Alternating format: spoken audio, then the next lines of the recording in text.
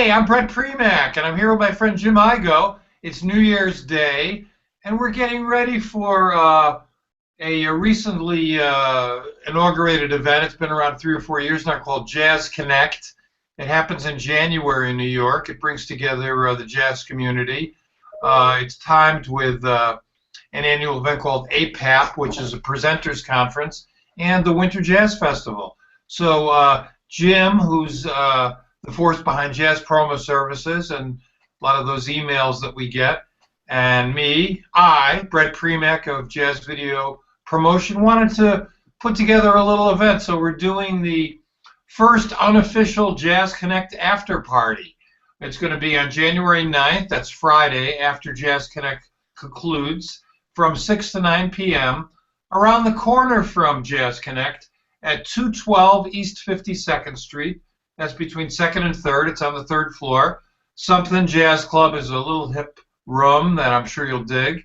And anybody who's watching this broadcast, if you're interested in jazz, whether you're a musician or you're involved or you're just a fan, please come by. So, Jim, Happy New Year. Oh, Happy New Year, Bret, and to everybody who may be hanging out on Google this afternoon. Happy New Year to everybody. Now, let's get started here for a minute. First of all, for those who don't know you, what is Jazz Promo Services? Well, the Jazz Promo's been around for, since about 2000, 2001. And we do live music promotion. We do national publicity campaigns for new releases, new books, new films. If it's all jazz or music related, then we do the traditional kind of publicity work to get the word out about the release and that type of work. Yes, that's what we do. Cool. And we were kind of like pioneers in using email for promotion. We started that. I was an early adopter of email campaigns, and I've kind of built that up over the last decade. Yes, I think that's an understatement. You are the primary broadcaster of emails, especially jazz emails, serving as an important information reference for what's happening in our community. Now let's talk for a second about Jazz Connect. What is Jazz Connect? In the jazz world, it's become our trade show. So I mean, the jazz business, it brings pretty much all elements of the jazz business together under one roof every January. So you'll have people from the jazz industry, from jazz media, record companies, A&R people. Of course, it coincides with APAP, which is arts presenters. And in the past, Jazz Connect was actually affiliated with APAP, but I'm not exactly certain why they moved it out of that. But now it's standalone. This is the first time they're out of the Hilton, and we're in St. Peter's, which is by the way, if people who are coming in or listening to this are not familiar with St. Peter's Church, it's a really important institution in the jazz community and in the jazz world, and it basically ministers to the jazz community and has for many years. The Reverend Gensel was there for many years, up until the time he passed and retired.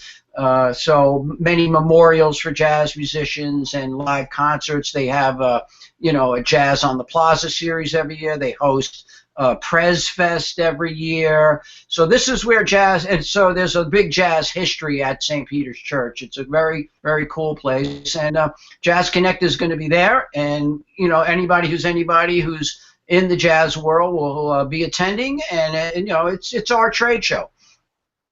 Absolutely, and so we've decided to present an after party for people to hang out with after Jazz Connect. Something else is not something else, but something is a jazz club owned and operated by some Japanese folks. It's upstairs above a Japanese restaurant, and you, my friend Jim, have booked the Bill O'Connell Trio to perform at this event. Could you tell us something about the Bill O'Connell Trio? Well, they're a smoking ensemble. Bill has been around for many years in New York, especially with his Latin. He has a new recording out. I think it's his third or fourth on the Savant label with the Latin Jazz All Stars. He's a really formidable player, man, and people are really going to be treated to some excellent music. Luke A. Curtis, is a first-class bassist, and of course the great Victor Lewis on drums, and the special guest is alto saxophonist Steve Slagle, and so we're looking forward to Bill putting on a smoking set for us. Absolutely. Once again, that's Friday, January 9th from 6 to 9, Something Jazz Club, 212 East 52nd, third floor between 2nd and 3rd. Now, Jim, you are a man who I think has his finger on the pulse of what's happening. You're very involved, close to New York City, going into the town, hearing music, involved in promoting different events. This has been kind of a strange year in some ways for jazz. And Nate Chinen in the Times yesterday wrote a piece about how it was a year of discontent in jazz. I was involved with one aspect of that when back in August, at the beginning of August, when the New Yorker published Sonny Rollins in his own words, and it wasn't Sonny Rollins' own words. It painted a portrait of a rather disturbed musician, some in the eyes of the writer, some satire. And what Sonny and I did was, a couple days after that, went live on a Google Hangout like this for Sonny to talk about that. And besides the Sonny incident, there were a bunch of other articles, Jazz Sucks, What's Happening in Jazz, which to the audience who reads the New York Times gives the impression that this is a very troubled community. Do you think the world of jazz is a troubled community, Jim? Not at all. Although I was kind of troubled by some of these so-called satires that came out, and the idea that anything can't be satirized.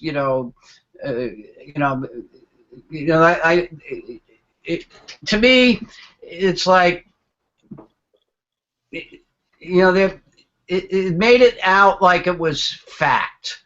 It didn't really have the ring of authenticity to it, like when I first read the New Yorker piece, I gleaned right away that this was a joke, but it was a pretty sick, bad joke. It really just wasn't funny. So I failed to see the humor in it. You know what I mean? And I found out later the guy wrote for The Onion, and I actually liked The Onion. I like that type of humor.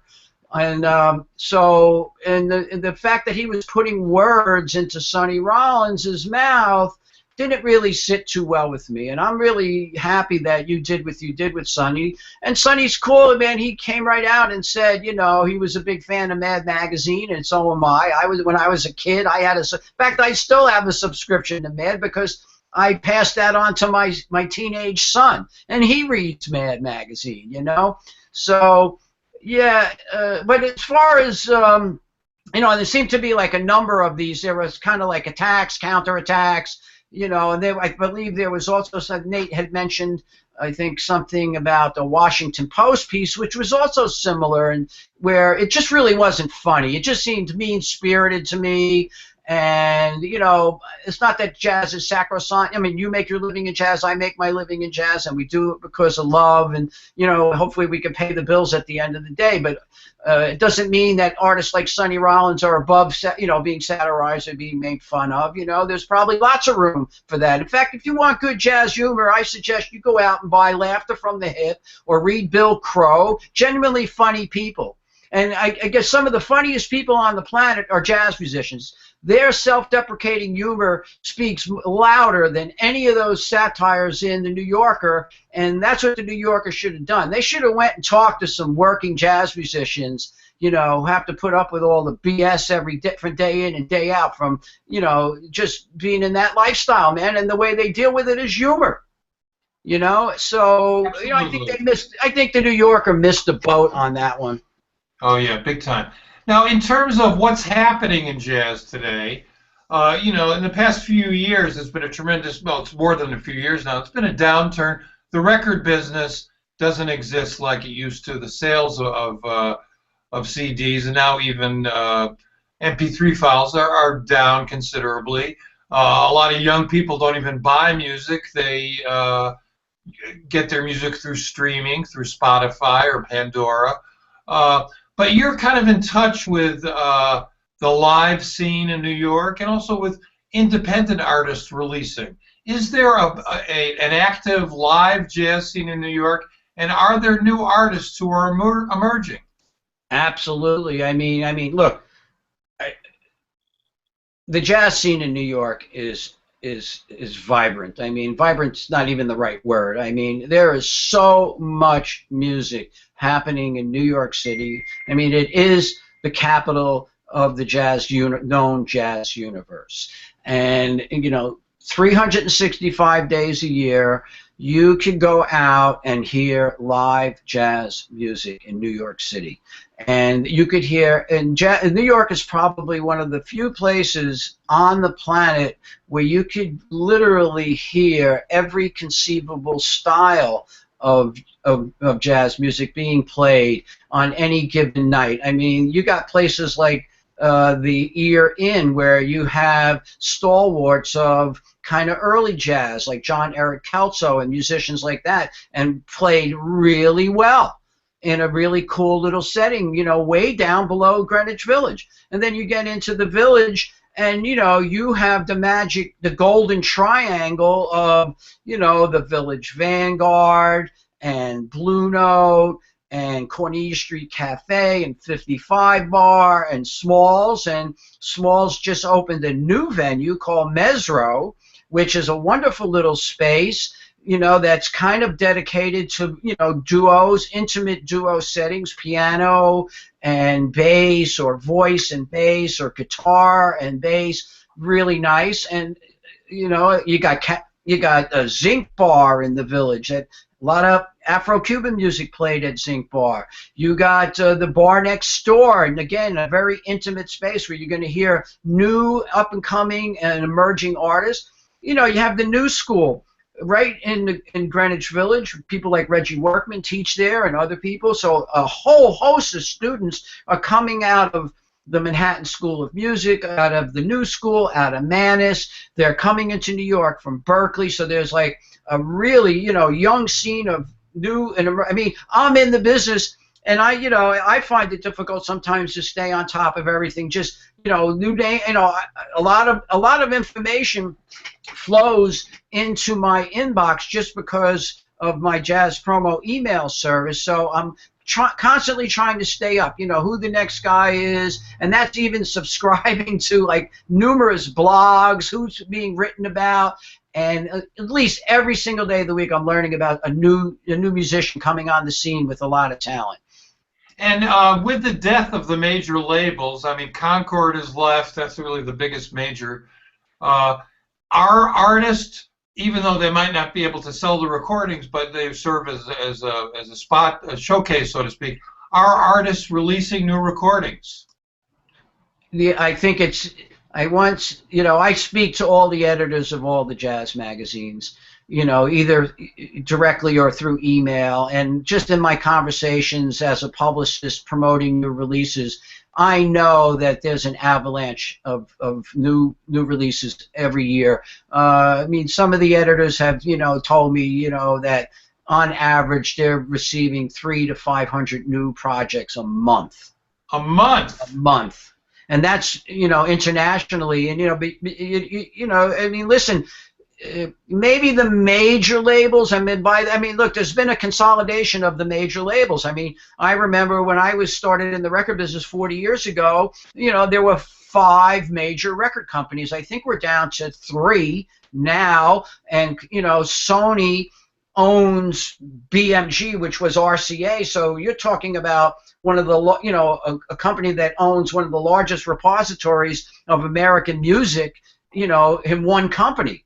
Okay, and then Universal and Capitol. So Blue Note is really been not only releasing, recording new artists and releasing really, great new music. I mean, they started releasing, high quality vinyl. I mean, you can, if you want to, if you got rid of your record collection and your vinyl and you want to rebuy it, Blue Note's putting it back out again.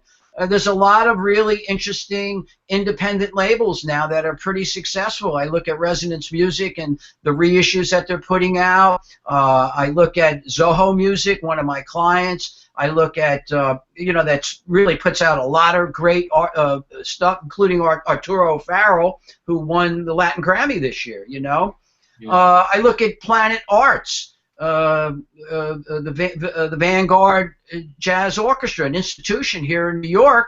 Their last recording was pretty much self-produced, came out on a small independent label, and is nominated for a Grammy in the Large Ensemble of the Year. As is Archie Shepp's new recording, which is on Archie's own label, Archibald Records. He basically, he just decided a few years back, hey, I'm just going to do my own thing. And his recording is also nominated for a Grammy this year as well.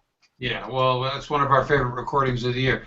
So jazz is alive, it's flourishing, and we're going to be celebrating it at the Unofficial Jazz Connect After Party, Friday, January 9th, 6 to 9 at Something Jazz Club, 212 East 52nd Street. And we're looking forward to it. So if you're in New York City and you like jazz, please join us. Jim, come on by and hang. Yeah, come on by and hang, please. We'd love to see you. If you're coming into New York for anything, for Winterfest, for APAP, for Jazz Connect, please come by say hello to Bret and I. We'll have, we're going to have our vendor tables at the actual Jazz Connect. And Bret and I just to sum up on this is, our idea was let's give something back to the jazz community, and have some fun at the same time. So come on by, our little Unofficial Jazz Connect After Party, man. It's a short walk from St. Peter's, and we hope to see you there next week. Absolutely. Happy New Year, everybody. See you next time.